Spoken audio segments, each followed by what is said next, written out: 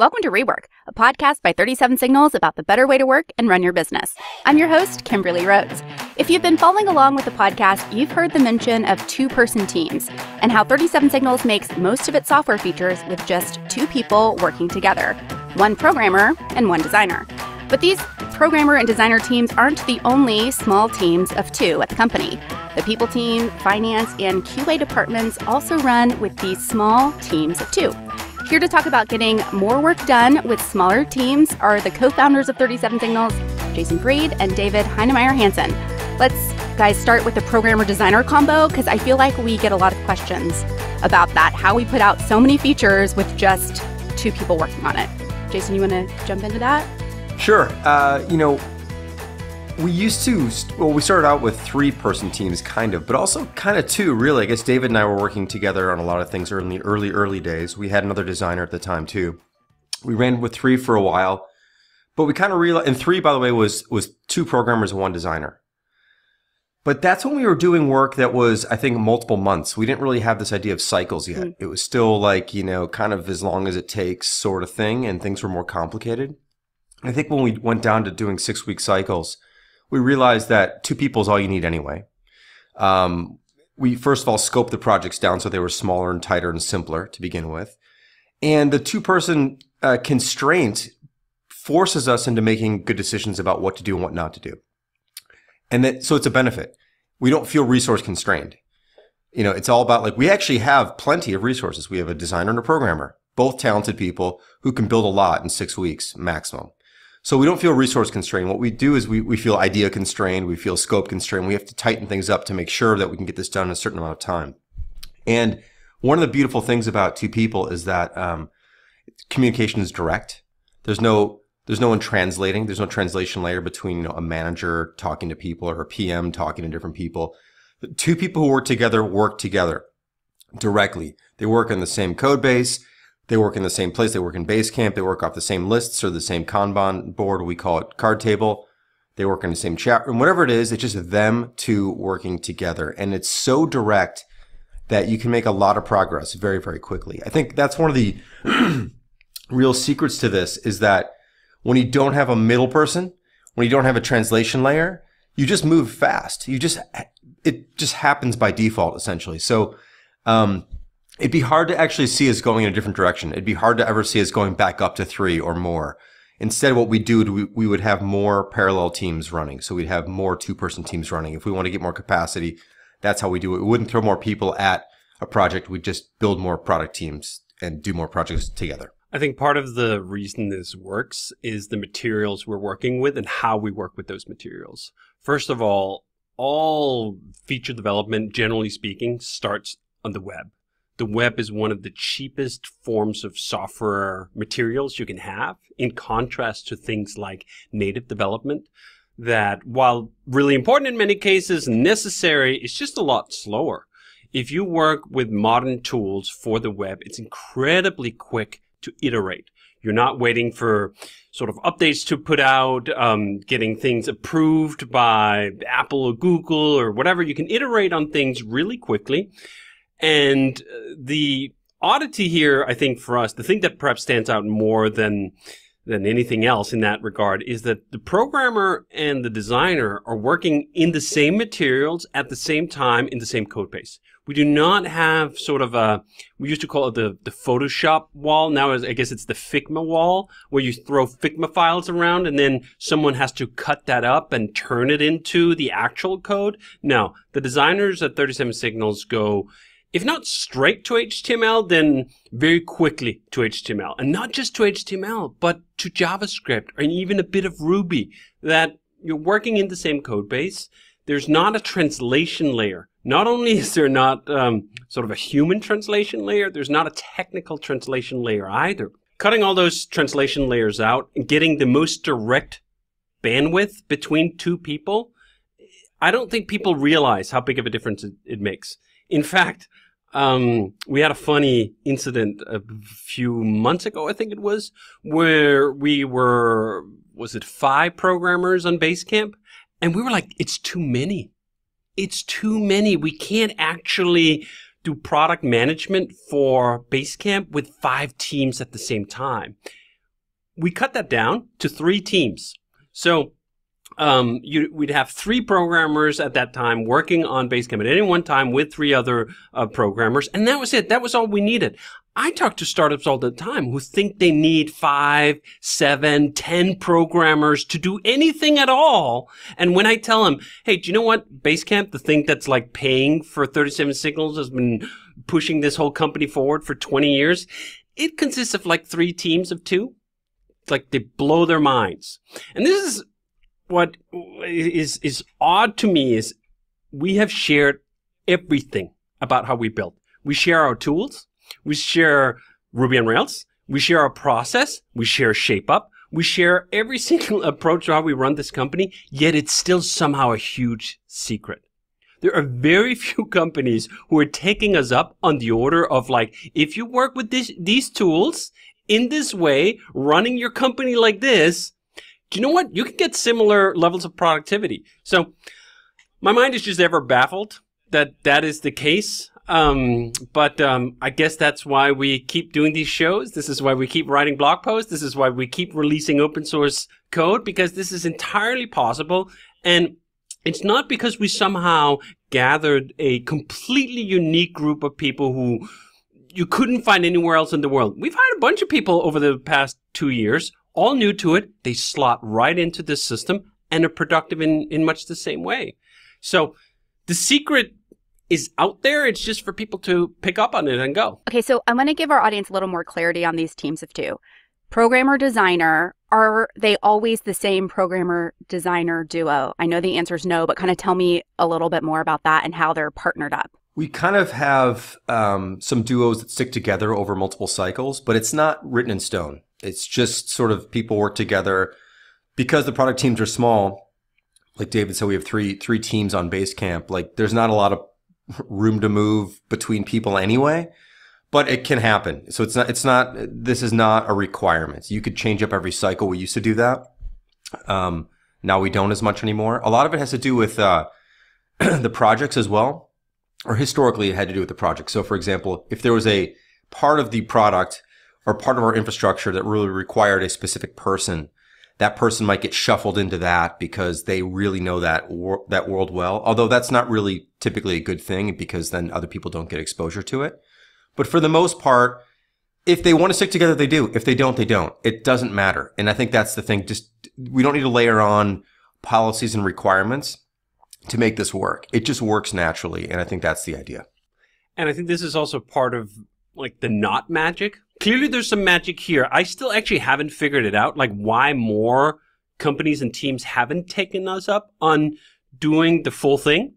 But sometimes I think it is because they imagine that this only works if you have folks working together for 5 years or 10 years or whatever, that you get into some very magic groove and that's what makes the whole thing possible.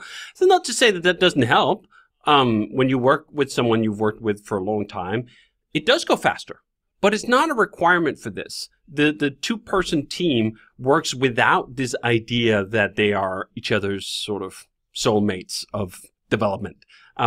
It's not a prerequisite for doing it. And okay, then also tell me this about managers, because I know we're not a manager-heavy organization, but I assume that these teams of 2 have some sort of reporting structure. I think that's what gets people confused as well. Yeah, on the product side, essentially there's one primary product manager, happens to be Brian. It also happens to kind of be me and David ultimately also, but really it's Brian. Excuse me. Brian is the primary person people report to, but it's not really reporting. This is another subtlety I think that we've never really quite captured in terms of how to explain this, but there's just a lot of floating going on. There's just like this very organic thing, like people, no one's poking their head in every day to see how's it going. Every once in a while you do that. Or people pull someone else in to get them to look at something or review something together. It could be a peer. It could be a manager. It just works. People know when they need help. They know when they haven't shown someone something for long enough. When someone hasn't seen something for long enough, they'll ask. There aren't rules here. It's just, what do you need? When do you need it? Who's around to help? And let's make sure the quality bar is still high. So that's a fundamental piece of this too. but it's not, we don't do daily stand-ups. There's not regular check-ins necessarily. There are enough check-ins. There's enough oversight, but not too much. I know this is not satisfying because people want to know, how do you do it exactly? The answer is you do what you need to do and you just feel it out. And some projects don't need anything. Some other projects are really involved and need a lot more. Some things are, very uncharted territory and there's a lot more involvement from someone more senior or someone with a broader perspective. Other things like just figure it out. Like it's going to be fine. Again, I know this is not satisfying, but that's the truth. And hopefully people can find satisfaction in that. Well, I think the sort of deeper truth, at least for us, is that there's just not a lot of management at this company. You talked about reporting, and that's typically how companies are set up. You have a manager and you're reporting to that manager, and the manager's job is essentially to sort of nag and follow up with you. Are you on track? Are you on task? Are you going where you should go? And we just don't do that. So it ends up with, there's still management, but it's management more by process than by people. That instead of having a person that's following up with you all the time and like checking in on you and making sure that you're on track, we have processes. One of the processes we've talked about in the past is this notion of the automated questions. This is perhaps one of the favorite features of Basecamp for me as a quote unquote manager, or I'd rather almost say as a manager of the processes rather than as a manager of people. I like to put effort into managing processes, and those processes should be automatic, unobtrusive, and kind of just there. So these questions we ask is, on Monday, we ask at the beginning of the day, what are you going to work on this week? And then at the end of every day, we ask, what did you work on today? And not everyone answers the daily question every day, but they answered enough that you get the sense, are we moving forward? And then we have this cycle clock frequency where you have 6 weeks to work on a feature. Like, we only really get to do that 6 times a year, but that provides us 6 opportunities to evaluate the quality of the work and help steer someone in direct direction. You're new, you're joining the company, your first cycle is not going to be a slam dunk. You're going to find the autonomy confusing and weird. I think that's at least what I've heard from a fair number of people who've joined this company, is that like it's odd that you just get this brief, the product or the feature brief, which is like a single pager with squiggly lines. It's not in precision. Everything is not spelled out, but the broad outline is there. And then you're put together with a partner, one other person, and you're told like, all right, go make something great in 3 weeks, 4 weeks, 6 weeks, whatever the appetite we have for that specific feature is. And I find that works the majority of the time. The majority of the time, people will live up to the challenge. They will live up to the trust that you're placing in them. It's in a kind of, again, unusual amount of trust for a lot of people. They're used to being checked up upon every few days, perhaps in some cases every day. And here you could find yourself in a situation where you're not checked up at all, that you might hear from someone like 2 weeks from now, and you're just there with your partner to figure it out. And it works. And not only does it works better, at least for us, that removing the managerial interventions and checkup and regime is a turbocharger. And this is one of the things, as Jason also mentioned, is odd compared to a lot of other companies who think of like product managers as something you need to insert into everything, right? Where we have one product manager for like 2 major products that each have, what do you count up, like 6 active teams maybe across the 2 products, Hey and Basecamp. That's enough. Each single team need just 1/6. And it's not even 1/6 because Brian is also thinking about the next cycle and so on. They get 1/10 of Brian in a given cycle. That's enough. That drop of product management is all you need. It's like the food coloring, right? You have this beautiful clear glass, 1 drop of red, boom. The whole glass is red. You don't need to mix in a gallon to turn it red. So realizing that it's not that this is no management. It's not that this is a flat organization. It's not that there's no hierarchy. It's not that there's no one thinking about where the product needs to go. It's that those things can be done at a much, much smaller doses than almost everyone realizes. Okay, so you guys might not know the answer to this, but I'm just curious about your opinion because we've seen in tech huge numbers of hirings, but then also huge numbers of firings. Like, where are companies getting it wrong? Like, clearly, we operate with very small teams. Other software companies have triple, quadruple the size, but aren't necessarily making updates as often. Like, where did it go wrong? I mean, there's probably a lot to say here. Most of it's upstream where the ambition is so large and the projects balloon to the point where and there's too much planning, central long-term planning. Like, here's our roadmap for 2 years. Here's all the things we promised our customers that we're going to do. Here's what we promised our investors. Here's how much we're going to grow. Like, there's all these promises that are pushed out into the future. And there's nothing easier than making a promise far down the road because you don't have to deliver on anything until later. And so with all these promises, you have to start backing it up. And you choose too much work too early. You hire a bunch of people to do all this work. You have, to David's point, you have the wrong process in place where there's just a lot of daily stand-ups and Scrum and all these things that the velocity and the pace is different and the duration of projects goes on as long as it needs to go. There's not time boxing other than well, in 2 years, we're going to get all this stuff done. It's too big, too broad, too undefined, and too forward or too long term, frankly. We're very short term. We think about things every 6 weeks. Like every 6 weeks, we figure out what we're going to do over the next 6 weeks. And that's basically it. We have an idea roughly where we're headed directionally, but truly, I don't know what we're doing 8 weeks from now. I don't know. I don't know yet. We haven't decided. And so with that, you can make decisions as you go. The projects are going to be smaller. Again, we're maxing out at 6 weeks. And the closer you are to now, the smaller you need to be. I think the further out you think and the bigger you think, the more ambitious you think and the more promises you make. And promises actually is probably the key word here. The more promises you make, the bigger and clunkier and slower and more frustrating it actually becomes. Now, why? I mean, Kimberly's good question. Like, why? Well, I don't really know why, but this is just how it is. In most places, it's anathema to us. I mean, it's just not how we would ever want to run things. But this is sort of traditionally how it's been. So I don't know. That's my quick take. Maybe David has a different perspective on it, but that's my feeling. No, I think it's promise driven. That's all spot on. And I then also come back to saying our secrets, like the why is there. We're putting out our tools, like how we work. There are a million different ways you can make a web app. And some of them just take a lot longer than others. The reason we build our own tools is that we see that inefficiency and go you know what, that's not going to work. We can't use the kind of tools that are not suitable for a team of 2 with 1 programmer to deliver a major feature in 6 weeks.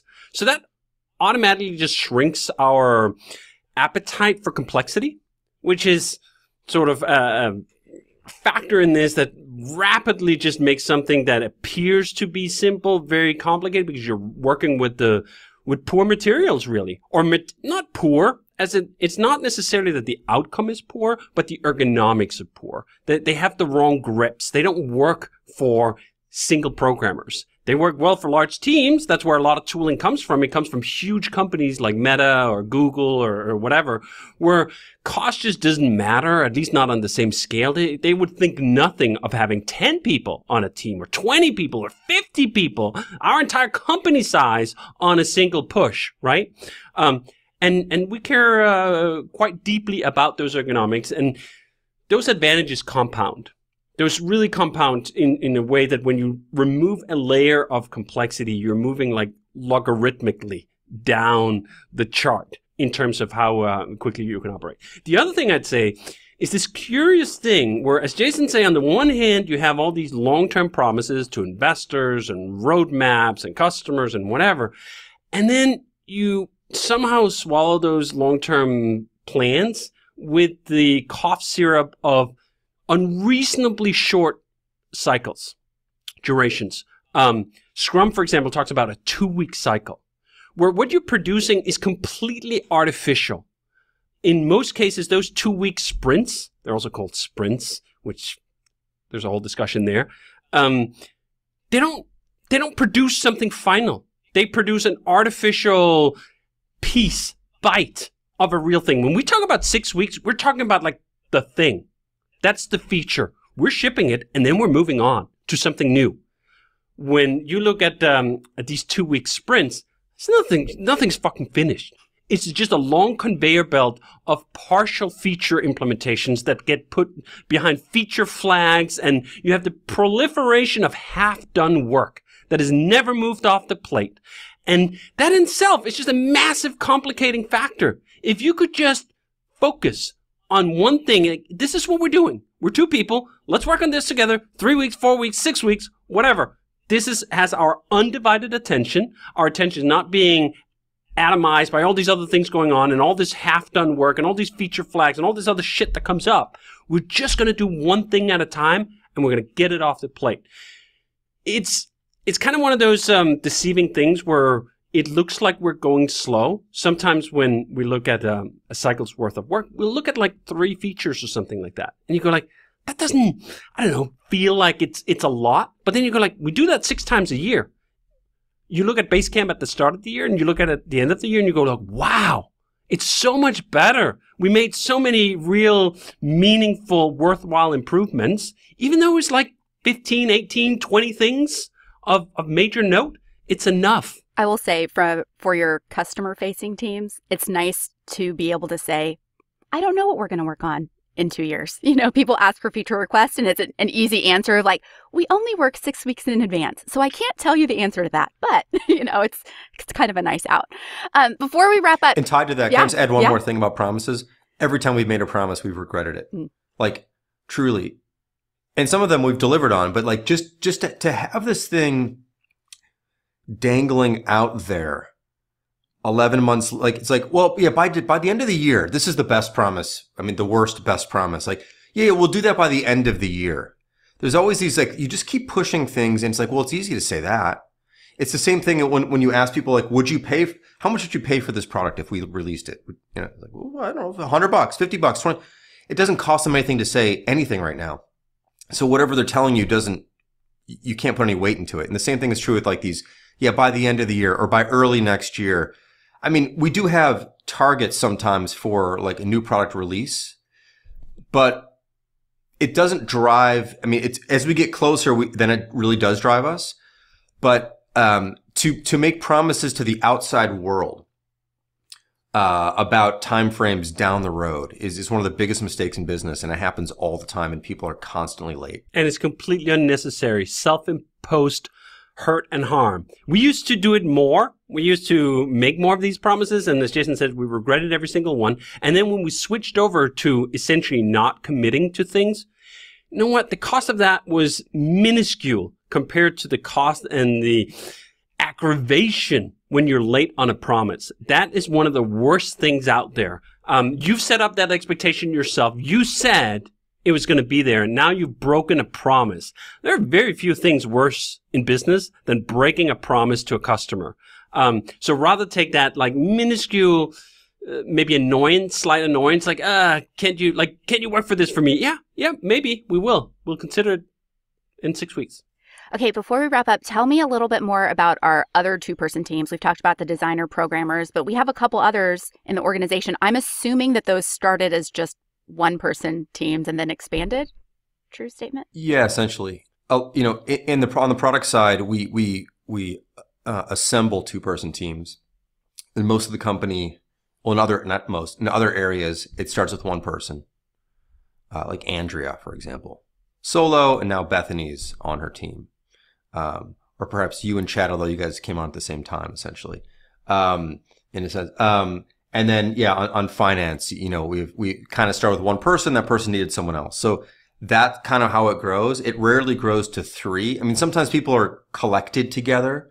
Like marketing is a good example. There's different people from different skills that are under a certain umbrella. But in our case, there's 2 people internally who do video work, you and Chad. So like, I kind of think of you as a team of 2, even though you're doing different things in a sense. But that's typically how it goes. So this is about not about anticipation of what we're going to need. It's actual need. So we've had this term since the beginning, hire when it hurts. I think this might have been in Getting Real. If it wasn't in Getting Real, it's in Rework. But hire when it hurts. Point being, don't hire in anticipation of pain. Hire when there is some pain. And not a tremendous amount of pain. You don't want to be like strung out where you're really, really resource depleted and can't do anything. But you should feel it first before you go, we really need to have someone else come in and help or build something up. So that's been our process since the beginning. And some of that pain, as we've had it on QA, which is one of the teams we've most recently hired for, comes up in the moment that Michael, the person we've had on QA flying solo for a long time with external help, but flying solo internally, was like, hey, I'd like to be off for 6 weeks. I have a sabbatical coming up. I want to take some prolonged breaks. And we were like, oh yeah, actually, do you know what? We've been flying too long with like just one person on that team, and some things would have ground a little bit to a halt if he was to leave for 6 weeks. You know what? We should have someone else there too. So I think that at least instinct for us now at this stage of the business is also a little bit about redundancy. About, do you know what? We have Nick and Ron managing our books and our accounts. You know what? We're a large enough business that, like, if Ron or Nick was unable to get to work for a while, like, we still need to get people paid. Like, we still need to pay our bills and our vendors and manage the funds coming in and so on. Like, just having one layer of redundancy is prudent. Now, I would not advise for this at all when you're starting out, and even quite late in the starting out. Having the single bus factor in the beginning is just fine. Until you are solidly established, you should not be thinking about redundancies. But once you are, as we are now 20 plus years into this, having some redundancy around critical functions, like, hey, are we still making money? Are we still paying people? Good, prudent thing to do. But you got to be quite vigilant about that too. Like, once that redundancy is there, like, that's the pain. Like, so many departments, as soon as they get a little bit of sort of momentum in growth, that'll just continue on unless it is stopped, unless it's arrested quite early on. So that part, and then finally I'd say on that, I think particularly for someone who'd been at the company for a very long time, what we've seen time and again is if you're the only one doing the kind of work you're doing on a team of one, that has an expiration date. You can't do that for too long. I mean, at most a couple of years. Anything longer than that, you're going to go a little stir crazy. You just are. You need someone else to share your trials and tribulations with, who actually understand the work itself, not just a manager, not someone else. And we've had, I think, a couple of cases like that where it didn't quite work out over the long term because we only had one person in that role. So that's some of the considerations to think about. I love that. Well, with that, we're going to wrap. It's been a little while since we've been here. And the last time that we were on the podcast, we did an Ask Me Anything. We want to keep doing those. So if you have any questions that you want to have Jason and David answer about a better way to work and run your business, leave us a voicemail at 708-628-7850. Rework is a production of 37 Signals. You can find show notes and transcripts on our website at 37signals.com/podcast.